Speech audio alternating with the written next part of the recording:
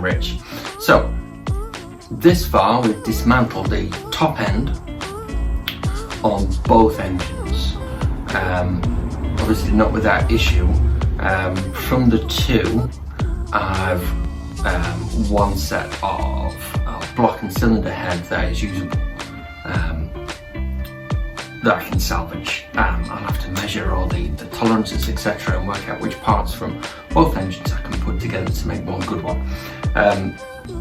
So that will be a later video measuring all the pistons, the cylinders, the valves, the valve guides, etc., to put back in. Today we're going to tackle the rotor.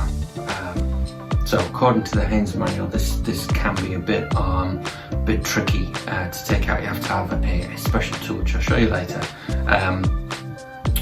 Then the clutch before splitting the crank. So let's get into it. First on the list today is the starter motor. So the alternator, the rotor is underneath this cover, cables for which travel underneath the starter motor. So we're going to take him out first. So what we've got holding him in, we've got two 10mm bolts. Now what I've done is I have loosened all of these with my impact driver. So hopefully this should be fairly straightforward. So in order to get this off, we've got these two 10mm bolts.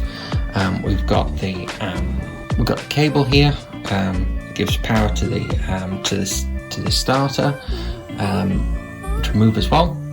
So let's get this off first.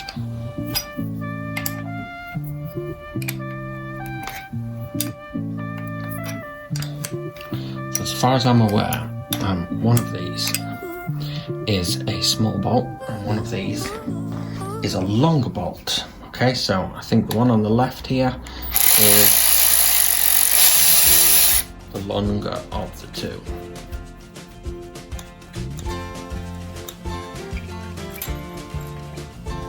Okay, one.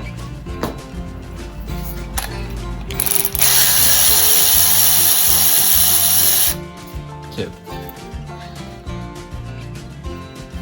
Okay, you can see the difference in the two. So one goes on the left, towards the front of the bike, the shorter on the right towards the back of the bike. So it should just pull out. There we go.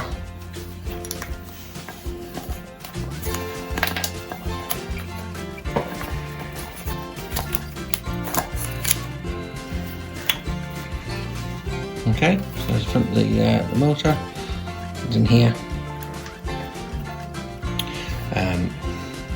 So dare say this O-ring will need changing when we put this back together. I've not tested this yet. That'll be one of the jobs that I'll need to do. Test this with a battery and see if it's any good. Okay, onto the rotor. Okay, so the cover of this is held by three Allen bolts. Again, I've hit these with my impact driver just to crack them and loosen them off. Everything on here is just a little bit stiff.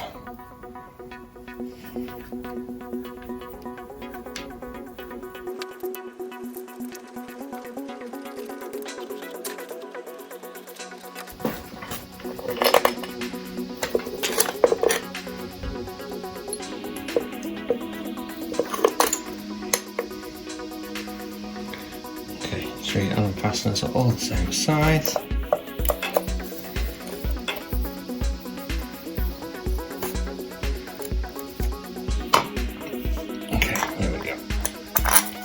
Cover off.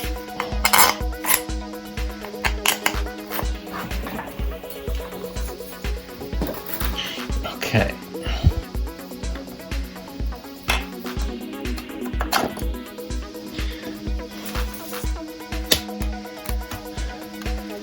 The coil out as well. Okay, so the cover and the coil are at the same time, which releases the rotor, which you can see spins round. Now, Haynes manual would suggest that you drop him into gear and you have somebody hold the rear wheel. Now obviously in this bike it's just sat on my engine stand, so I'm going to attempt to remove this with my impact wrench, see if that does it. I'm going to drop it into gear first though. So we've got first gear.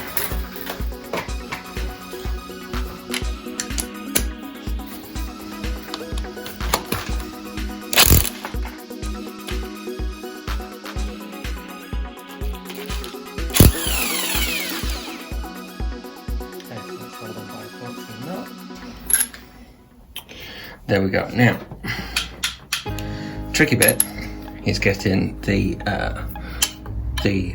rotor off. Now, Yamaha produced their own nifty tool, which I have bought.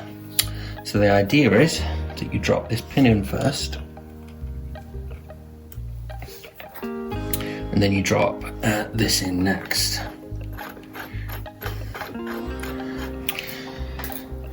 So now we slowly tighten this down, and that will pull this off.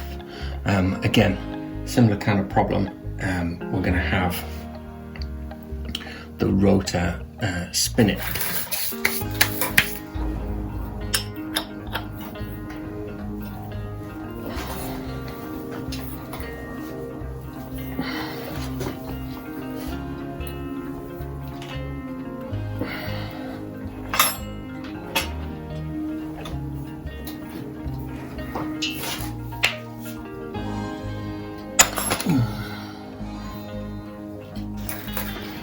There we go, it came off with a bit of a bang.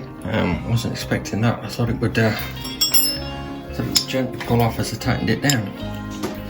Okay, so said Yamaha tool would seem fairly important. So it's a 17mm bolt in there.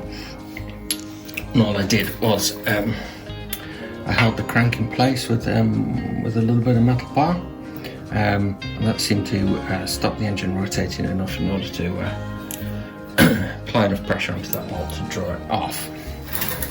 Okay, so behind these three torques here is the access to the middle gear, which we shall take off shortly.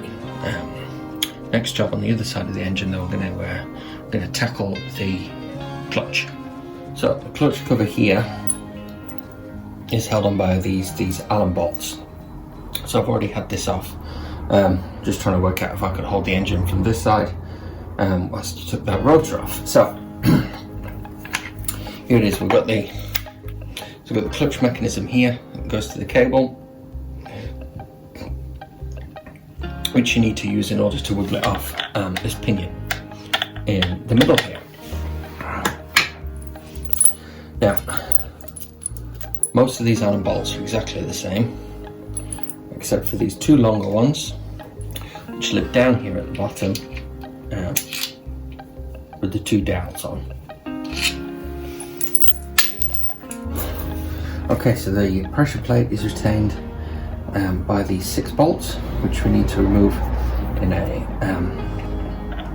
crisscross pattern to relieve pressure evenly. First of all, we need to hold the engine still. There we go.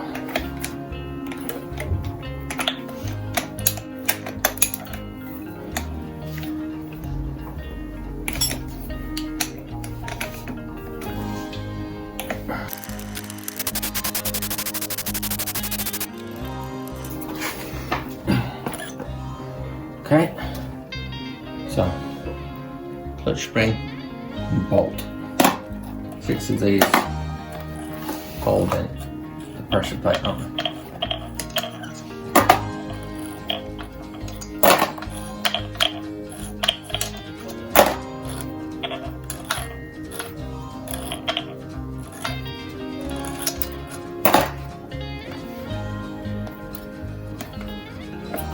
Okay, so now we just pull out the pressure plate here.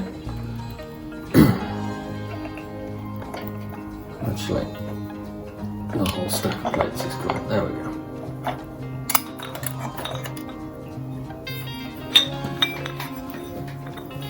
Okay, so there's the pressure plate,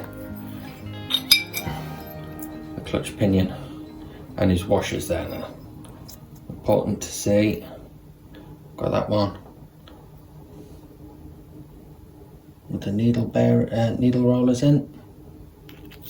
Washer on top, lives in there. Okay, I'm going to keep that like that, don't want to lose those.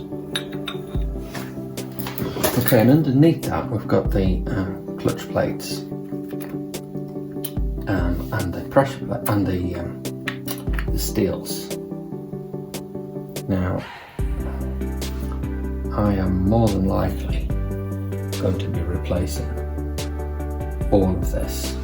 It's highly likely I should be using the clutch on the other bike as well, but just so that I can keep it as a reference.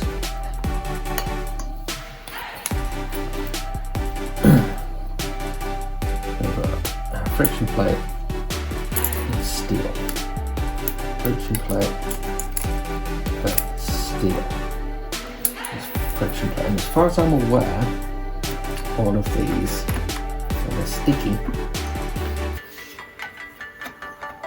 are the same size.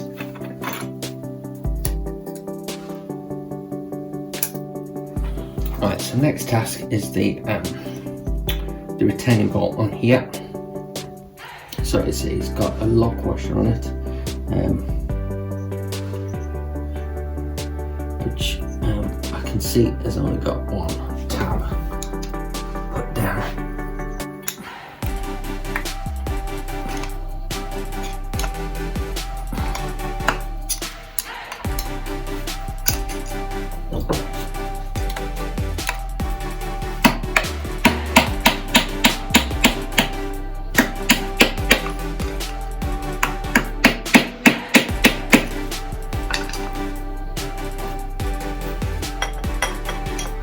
So flip the washer, the lock washer up. Should give us access to the bolts. Now we need a clutch holding tool for this. There is a specific Yamaha one, or you can hang basically one. The engine's in the frame apparently. Again, you can engage first gear. To hold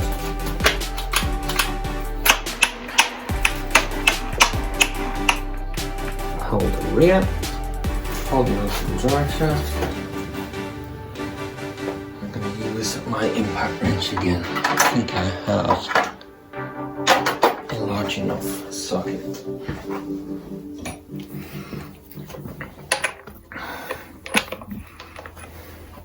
Right, so 30mm fits. He does nothing. There we go.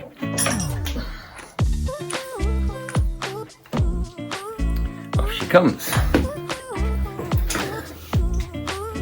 So underneath there we have clutch washer, and now the clutch center can be removed as well. Okay, so I think I'm going to leave it there. So all we've got left here is the clutch housing. So we've got this to pull out. It's a bit stiff, so it's going to take a bit of wiggling, so I'm going to spend a bit of time on that. Clutch housing to come out, then we can move on to the middle gear on the other side. So we'll leave it there for this video. I don't want it to go over long. If by any chance you found anything interesting or mildly useful, please give me a big thumbs up and consider subscribing. Anyway, great stuff. See you in the next one.